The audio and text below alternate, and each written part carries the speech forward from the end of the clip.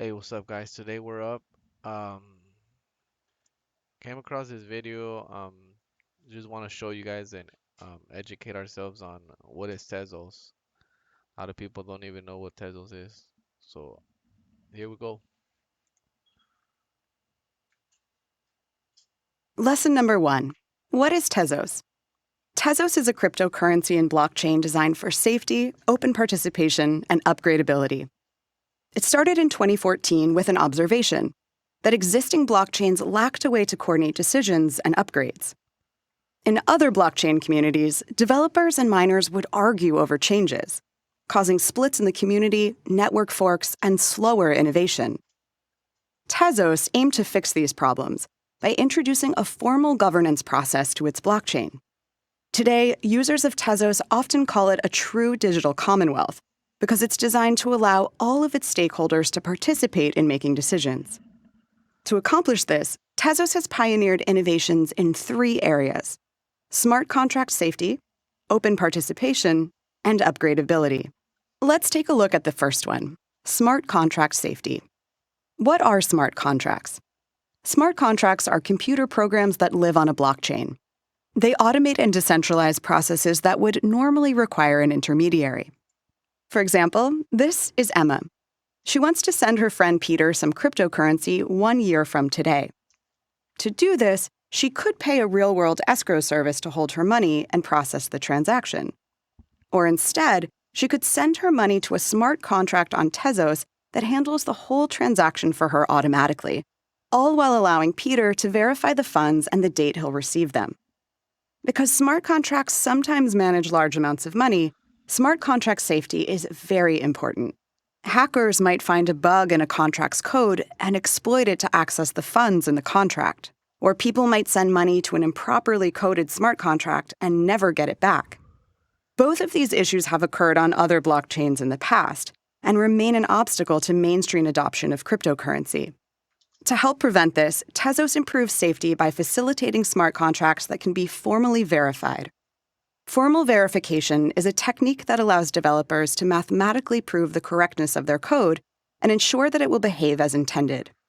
It's increasingly useful in areas that rely on mission-critical code, such as the aerospace, nuclear, transportation, and finance industries. Smart contracts that are formally proven are less prone to errors that could cause funds to be lost due to bugs or cyber attacks. This emphasis on safety makes Tezos particularly well suited for payments and other high-value transactions and applications. So that's 1 out of 3. Let's go to the next one, guys.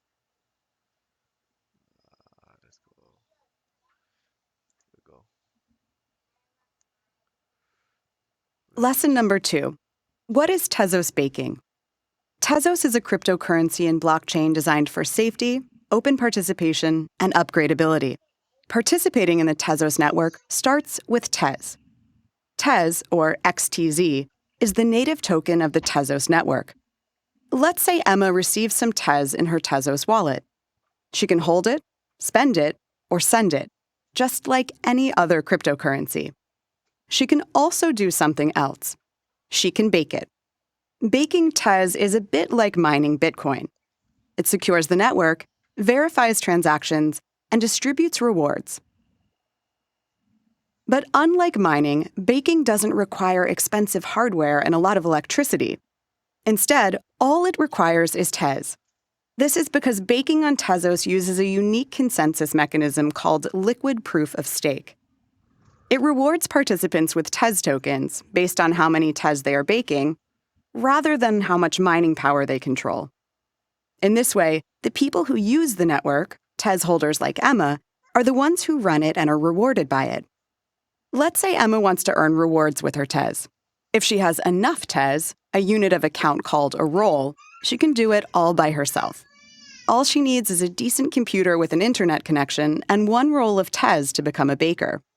Alternatively, if Emma doesn't want to run her own baker or doesn't have a full roll, she can still participate by delegating her Tez to another baker. The Tezos delegation process is safe and simple. Emma controls her Tez at all times, and the baker she selects keeps a percentage of her baking rewards as a fee. Regardless of whether or not she delegates, After an initial period of about 35 days, the baking rewards begin to be released. After this initial period, Emma will earn rewards every few days, as long as her baker is operational.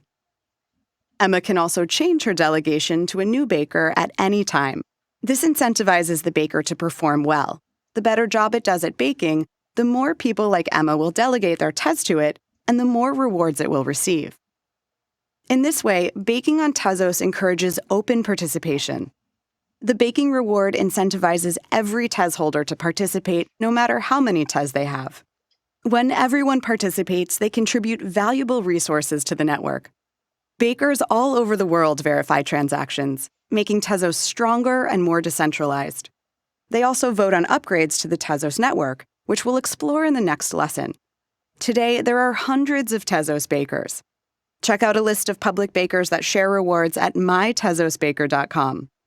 When this video was created, almost 80% of all Tez tokens were baking. That's what open participation looks like. Wow, not bad. Really interesting.